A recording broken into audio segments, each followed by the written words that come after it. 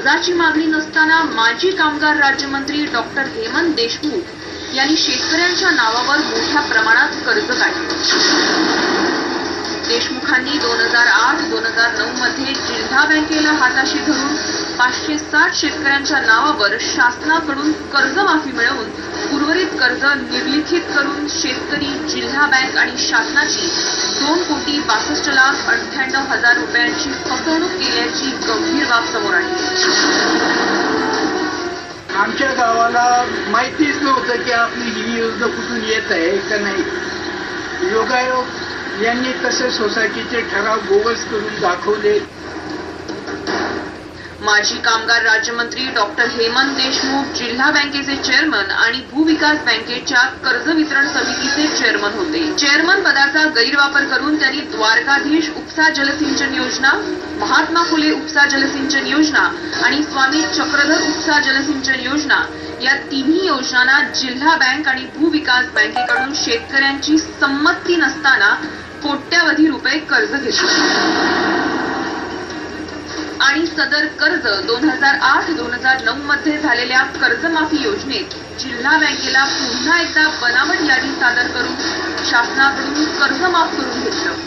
हा घोटाळा विक्रम तायडेंनी उघडकीस आणला।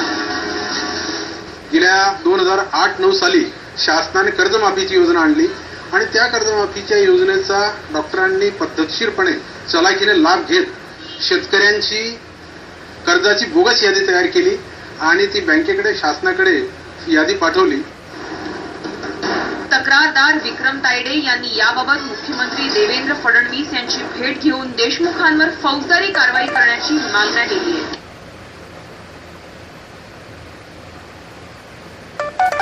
तर आता या भ्रष्ट नेत्याविरोधात सरकार कोणती भूमिका घेतं हे पाहणं महत्त्वाचं ठरेल।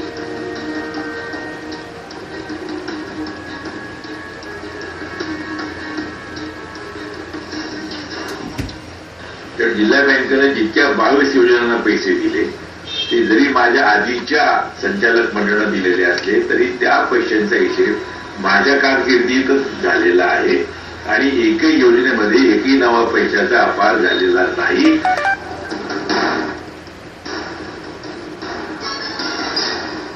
एकीकडे राज्यात दुष्काळ असताना दुसरीकडे मंत्री शेतकऱ्यांच्या नावावर कर्ज काढतायत। याचा फटका कुठेतरी शेतकऱ्यांना बसतो। Bureau report, Dhule. यासोबतच बुलेटिन मध्ये घेऊया